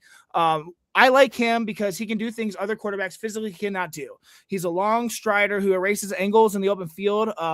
He's a vertical thrower who can launch the ball 60 yards without needing perfect mechanics. He's a creator, someone who can turn broken play into a 40-yard gain with either his legs or his arm. He's tough. He's competitive. He's wired like a guy who believes he can take over a game. And sometimes he can. He's not polished. He's not consistent, but he's dangerous. And I think that's what's going to matter here in the NFL. His physical profile is absolutely unmatched for a quarterback. He's a legitimate dual threat. He, design runs, zone reads, QB keepers. He is an absolute weapon. His deep ball is an incredibly real asset. He's a creator. I think the problem with him is, accuracy is the one thing that fluctuates based on mechanics. His footwork can get sloppy. His base widens and causes, scatter shot placements. Processing is still a development. There's still some holes in his game, but in terms of just the athletic ceiling, I'm absolutely taking this guy at 149. And, the fact that we don't have a real answer right now necessarily at the position of quarterback, who are we to say no to somebody with that athleticism? Yes, a lot of Browns fans, love the fact that, Shadur Sanders is going to come back and hopefully win that job. He's not guaranteed it. Deshaun Watson's, there as well. And we'll be trying to push. We'll see what happens. Dylan Gabriel, is he in the mix? I don't know, but throwing Taylor Green in there absolutely does throw a wrench into a little bit, but I think in the best way possible. So, yeah, and I think all the things that you mentioned that are concerns with Taylor Green can be coached. I mean, all those things can be, you can improve on those things with the right coaching. And I don't know. I trust the Todd Monken coaching staff more with a quarterback, especially with an athletic guy who can run a little bit. I don't know. I tend to trust Todd Monken and his staff a little more than maybe some of the staffs that we've had here in the past. I won't name any names, but there are just some guys we didn't really trust with our quarterbacks, and even though some of those guys told us to trust them, I don't think that was really necessarily where we were at that time. So right. Let me check in with TK. TK, you feeling pretty good about Ryan's mock draft so far? I mean, Justin Jolly, Malachi Fields, Taylor Green on the front end of the second half of his mock draft here. How you feeling about this? Boy, I haven't heard a tight end with the name Jolly since the Raiders drafted Doug Jolly back in 2002 out of Brigham Young University. I do like Jolly. Obviously, guys like Oscar Delp and Eli Stowers are favorites of mine, but I thought Jolly was pretty good as well. I do think he does a little bit of everything pretty good. I think he's a decent receiver, decent pass blocker. He's good in the run game as well. I think he can play a little bit of fullback as well. So definitely kind of a do-it-all guy. You can probably put him on special teams as well. Malachi Fields, I'm with you, Chad. I don't know why he's falling down draft boards. I don't get it. Really good receiver. Another big body guy out there. Taylor Green, the quarterback at Arkansas. Very exciting player. I just got this feeling that teams want to switch positions with him. Maybe. Boy, that was worded terribly. Good Lord. I think a lot of teams want him to change the position that he's at. I think some people are teasing, maybe wide receiver. You think now in today's game you see smaller, quicker, shiftier tight ends too, so that might be in play as well. If he remains a quarterback in the NFL, I'll be surprised. But I do love the athleticism that he brings. Billy Schroff from Notre Dame. Slow down, buddy. No, Jesus. That's all right. That's okay. I'm sorry. Yeah, you're excited, but we don't get out in front of Ryan Mossor because he'll let us know. You know what I mean? I'm going fast. I just don't want you to get yelled at. Okay? I just want you to be safe. I'm skipping a lot. I promise. I have so much. My apologies, brother. Sorry about that. I'm sorry. You're all good. Ryan, tell us. TK really wants to talk about Billy Schroff, so please tell us about pick 206, 248, and we'll get TK on here to kind of give us his impression of the rest of your mock draft, and then we'll talk about the Guardians quick, and then we got a couple other things to get to at the end of the show. So yeah. All right. Billy Schroth, TK was about to shit on this pick, but I don't care. At 206, I really don't care. He's my right guard 10. For this late, I think that's a good value. He's smart. I think he will stabilize depth, and fits a major need that brings NFL ready technique. At this point of the draft, I'm really looking for players who can fill real needs without being, stars. And I think he fits that role perfectly. He's one of the most technically polished interior linemen available this late. He's steady, reliable, who he understands leverage. He plays with balance and, brings the type of consistency you want on your offensive line room. I'm not going to go too much into him because I've already drafted a couple guards and stuff, but I like the pick for how late it is for sure. So, good value pick late. Nothing wrong with that. Yeah, he's got good pad level, good leverage. He's strong. He's got accurate hand placement. He's not very twitchy or, he lacks high end lateral quickness and doesn't have elite power. So that's why he falls that far. But, for a body to fill that and throw at a dartboard, I'm happy with it. Yeah, good depth. If something happens, you got a guy that you can plug in and he can play. Yeah, that's fine. Okay, 248. Your final pick. Do you remember, by the way, just off chance, do you remember what LA did with that 6th pick in your your mock draft? Shoot, I don't remember. I didn't remember when I traded to the Cow, I didn't remember either. When I did a couple of mine, I was like, wait, I really wish I should have checked that. Yeah, I'm not sure though. No, okay. All right, so get into this. Barry and Brown. He is my wide receiver 5, guys. Oh, okay. All right. 5'10", 177. He runs a 4.40. I have been in love with this player. I do C2C, college to Canton football, fantasy football leagues, where basically you draft college players and then farm them into dynasty leagues in the NFL, and you try to keep them from college all the way to the retire. Okay, that's fun. Okay. Yeah, so I've known about this guy for a long time. He's not my wide receiver 20, 15. He is my wide receiver 5. And you can look at me sideways, but I absolutely love it. I don't care what other scouts have him either. I don't care what consensus say. I trust what I see. What I see is one of the most dangerous space players in this entire class. He is explosive. He is sudden. He's a field tilter. He changes how defensive line, the moment he steps on the field. And when you add him to the wide receiver room for this draft with Casey Concepcion and Malachi Fields, you're talking about a complete transformation of a position that, was a glaring weakness. Yeah. Why I like Barry and Brown so much is I think he instantly stresses the defense. His acceleration is rare. His long speed is rare. His ability to focus, to force cushions is very rare. He plays with the level of urgency that corners feel immediately. And that alone, I think, will create space for the rest of the offense.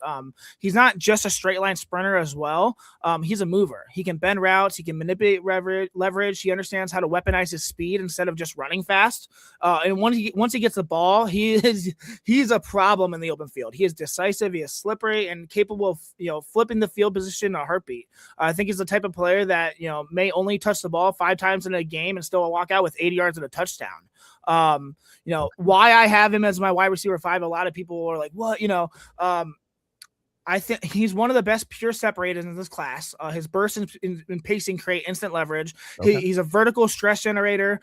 He's a natural fit in a modern NFL spacing concepts, motion, stacks, bunches. He thrives at all of it. His speed changes defensive structures. You cannot place, static coverage against him. He's going to punish you. I think he's way, way more polished than people think. His tracking, his body control, his timing are all trending very, very upwards. He's a legitimate yards after catch threat.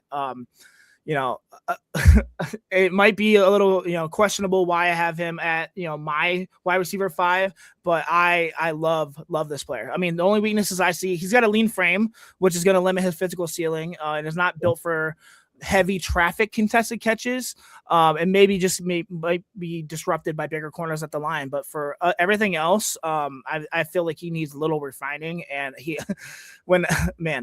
getting him this late, I was laughing at this pick because I was like, what is going on? So obviously consensus doesn't have this guy high. He's probably going to drop pretty low, but man, you're going to hear his name soon. So yeah, well, I mean, like I said, you did the draft. They gave you a C-, but C's get degrees, right?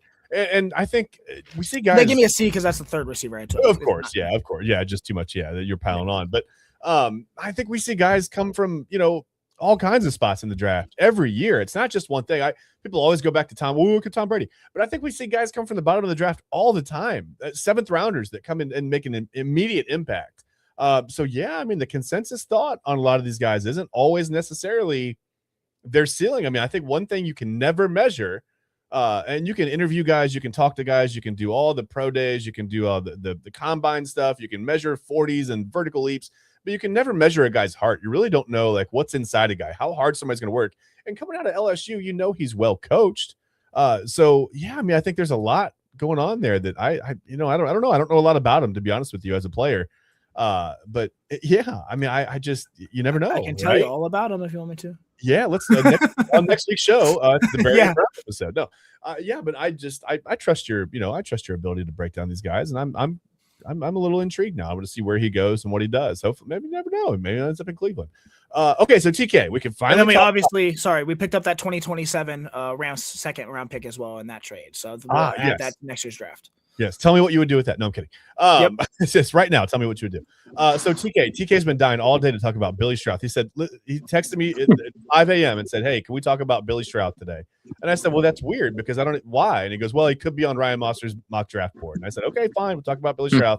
So this is take it away, TK, Billy Stroud. No, I'm kidding. Tell me what you think about the end of Ryan's draft here, and then we'll get on to something else. What I like about the final couple picks in this draft, they stress depth. They stress depth a ton. We have been stressing about getting power along this offensive line and getting newer, fresher bodies in here as well. This is a cat that has played 32 games for the Fighting Irish. Decent player, obviously not going to knock your socks off. Doesn't do anything elite. Right. But I do think he is solid as a run blocker. Leaves a little bit to be desired as a pass blocker, but I do think he'll improve that area. Again, this was for depth purposes. I think, to get a cat like that in the 7th round that is played.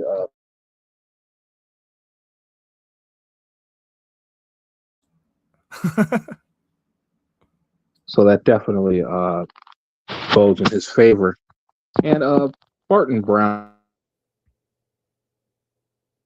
Oh, he was going to say Barron Brown is the best pick he's ever seen in his life. I think he was going to say Barry, easily the best pick, should be a first rounder, but yeah, I think that's what he was going to say. And then he was also going to say that Billy Stroud should be a day one starter. I think anywhere on the interior offensive line, he's going to get that too. All right. Well, I think we may have lost TK. Let me take a quick peek at the. Is he gone? Yeah. Oh, someone turn the lights on TK. Okay. Well, that's all right. We'll see if he gets back in. Well, I do want to transition. So Ryan, there he goes. I will start with you. Well, because not just because TK is not here, but I'm curious to see your opinion. So we got to talk a little bit of Guardians. That was your mock draft, by the way, and I trust your ability to break down these guys, these players, and I don't know. I'm just really excited for Thursday. I'm excited to watch you guys do the draft coverage. I think it's gonna be a lot of fun. I know you've got that going on. That's gonna be fun. I'm excited to watch the draft as well. So I'll probably be watching both of you on my phone and the draft on my TV. TK has rejoined us. We appreciate it, my man. Hey, you're back. Sorry, fellas. That's okay. That's okay. I mean, sometimes you got to leave and take care of business. Sometimes your Wi-Fi says it. Sometimes you say it. It's whatever. You can't really dictate those terms. But yeah, we were just talking about I told Ryan I trust his ability to break down these players. I'm excited to watch the draft Thursday. I'm excited to watch their Commissioner's Couch draft coverage Thursday. We'll get to that in a moment. We'll tell you about a little more, words, hard mouth. Yeah. We'll tell you more about that in a moment. Right now, we want to get to. I just want to ask you guys. The Guardians are still hanging on, man. They're in first place despite all the struggles, despite the lack of offense for the first couple weeks of the season. Really, they weren't hitting at all. Save for Chase DeLauder, that was about it. Closer has been a little bit of a concern, whatever. But they're 12-10, and I know the Tigers are kind of climbing back up the standings now. But I mean, here the Guardians are. They're a half game up on the Tigers and the Twins. They're 12-10. The Tigers and Twins are 11-10. The rest of the division looks like, fresh booty, but that's okay. So let me ask you this. As far as the Guardians go, we don't have to break down like the Guardians offense. We can wait until it warms up. We know that that's a thing. Let me just ask you one simple question, Ryan. Is Cade Smith getting settled into the closer's role finally? Had a really nice night last night. Hopefully, I mean, we need it. I mean, obviously, anything. I mean, this team was not ready to lose Emmanuel Clase the way they did, obviously, and the way that they moved on. I mean, immediately took their lockers out, immediately just moved on. I get it, but that leaves you scrambling, and Cade Smith, I think was getting way too hard, getting hit way too hard. Excuse me, for a leverage reliever. His contact for a while, the profile screamed, something is off. Whether that's the pitch shape, predictability, or both. But last night was refreshing. Hopefully, I don't know, man. I'm just a little nervous. I love the reassurance of having that guy as a closer. Obviously, we had Andrew Miller. Then we went into Emmanuel Clase, and now we have hope. I think he has the stuff to do it. It's just gonna take some time. But I hope. Yeah, I know. That's all you can really say. I hope, because you don't know. It's baseball's so unforgiving, man. I mean, baseball is such a humbling sport. He could strike out the side last night the way he did in the ninth, and come out, literally his next appearance and give up, 5 earned runs on 6 hits. Right. I mean, you never know. But I just wonder. I want to keep an eye on him. I wonder if it's a mechanical thing that he just maybe was a little bit off coming out of spring training. Sometimes just the psychology of being in that closer role. It's really tough to get the last 3 outs of a baseball game. They're the hardest 3 outs to get. And I just wonder if, not that he wasn't ready, but if he's just maybe trying to come out and do too much. Right. Sometimes you can, as a pitcher, you can get a little bit too amped up, right? A little too much adrenaline, and your stuff, your where you typically have a little bit of movement, it flattens out or whatever, who knows? You leave a pitch up that you don't normally leave up, and it's a problem. But I don't know, TK. Again, Cade Smith comes out last night, gets the save. I must say gets the close, gets the save. I'm sure he had some close too. That would have been awkward if not. But he strikes out the side against the Orioles. The Orioles aren't, they had all those prospects, but they all look the same too. By the way, that was really weird. Man, they had a type for a while, but not the best offensive team in the league. It's not like they're not mashers right now, but it has to make you feel a little bit better that Cade Smith comes out, strikes out the side, gets the save, no problems. Or it doesn't make you feel better. It's either way. If it was something I said, I'm really sorry. But yeah, I'm sure TK was going to say, yeah, Cade Smith is, hold on, he's coming back. He's going to say, he's going to say, TK's going to say Cade Smith should be that 7th round pick over Barry and Brown. That's what he's going to say, Ryan. Yeah, it's got to make you feel a little bit better, right? He's figuring it out a little bit. TK, no? Say it again. It just makes you feel better that Cade Smith is finally figuring out this closer role, maybe a little bit. Do you have some hope for that? Oh, I absolutely do. Yesterday's game was pretty interesting. I was kind of expecting a little bit of a high score, because I really wasn't sure. I really wasn't sure what to expect out of our guys. But Gavin did a pretty good job. He had 8 strikeouts to lead the way. And, we kept Baltimore to only 2 runs, which I thought I really didn't think it was going to happen. I'm expecting a big game from Pete Alonso. I'm expecting Gunnar Henderson to come back. Taylor Ward started off the game with a quick hit. So I'm like, okay, what kind of game is this going to be really? But I do like how the bullpen is starting to, smooth things out. I'm starting to get the feet wet. Things are starting to look a bit more smoother. Things are starting to make a little bit more sense now. So, I'm definitely on the Cade Smith train, having him as our lead closer. And I think it's only going to get better as the season goes on. I was very impressed last night. Yeah, like I said, Orioles maybe not the best offensive team in the league right now. But Gavin Williams makes 7 innings, 11 strikeouts, just the 1 walk. His issue had been a ton of walks, in his first couple of starts. So I think that makes you feel better as well. I think the Guardians are going to be okay. They're despite all the struggles. It's hard to have bullpen struggles, offensive struggles. Top of the rotation struggles a little bit with Tanner Bybee, kind of hard. Yeah. But they're still in first place. They're still, and granted, maybe it's a product of the division being, whatever. But there they are. They're in first place. So yeah, we hope Cade Smith gets settled in. Now, Ryan, I know you had something that you have. Well, you have a couple of things that you'd like to talk about. First of all, tell me about those. Yeah, quickly. Thursday draft night. My podcast, the Commissioner's Couch Fantasy Football Podcast, will be live during the first round of the draft. We're going to be covering every single pick in the first round. We're going to have giveaways, some really awesome. It's going to be a fun time. Come hang out. We're going to break down every single pick, like I said. My partner and I, David Cahoon, we're looking to have a great time here. It's going to be really, really, really fun. We've been working so hard. I've probably put in 200 hours in this draft, so I'm really excited just to be done. To be honest, I'm tired, but nonetheless, this is what I've been building for. So I'm very excited for that. So please come check us out. We'll be live on all socials, including here on my Twitter. Also, real quick, my son James, I've talked about this before, but he's in the Junior Ranger Rick competition. He's currently in the top 10 in his bracket. He's second right now, and he moves on to I think the top 5 move on. So he's doing well. I just ask if you could please go on my Twitter. I'll retweet it right now. Please just click the link and vote for him for free just to continue to show support. I'd really, really appreciate it. I've been posting videos about him, just talking about animals. We went to Florida on vacation, and we, instead of relaxing, we went to probably, 5 different jungle experience things, and he got to, experience a lot of different wildlife. It was a lot of fun. So I'll be posting that, but please go on at DynastyCLE on Twitter. Please click the link. I'll retweet it right now. Please vote for my son. I'd really, really appreciate it, guys. And I've got the link right there at the bottom of your screen. If you beautiful. can take the time to type that out and follow it that way, because one of the social media sites has made it very difficult. I'm not going to name names, but it's like pulling teeth. So it rhymes I'd be very, very grateful. I'm retweeting right now, guys, at DynastyCLE. Thank you guys very much. You get 1 free vote for a day. So yeah, and please help Ryan's son out. If you've seen any of the videos, if you're watching, if you follow Ryan, if you've seen any of his sons, they're amazing. It's fun. It's a lot of fun to watch. I've loved watching those on Facebook, so that's a lot of fun. I'm glad you guys share those so often. It's been a lot of fun. But yeah, please help him out, man. There you see it. There's a lead. Help James out, man. Get him into the competition. Help him win. He deserves it, man. You can tell the passion is like unbridled, man. I love that. That's great, man. That's really cool. Thank you, buddy. Awesome, of course. And then we talked about the Commissioner's Couch thing Thursday. Main event will be coming on later today. We've got so many things, and I can show you. I mean, we've got the April, just the schedule for the Inside Edge. We've got so many things going on. Hopefully you've gotten time to write that link down. But yeah, I mean, you see everything we have going on, and the Thursday special is going to be amazing for the Commissioner's Couch. So don't miss that. You're going to want to watch both, man. Watch the NFL draft, watch the Commissioner's Couch special.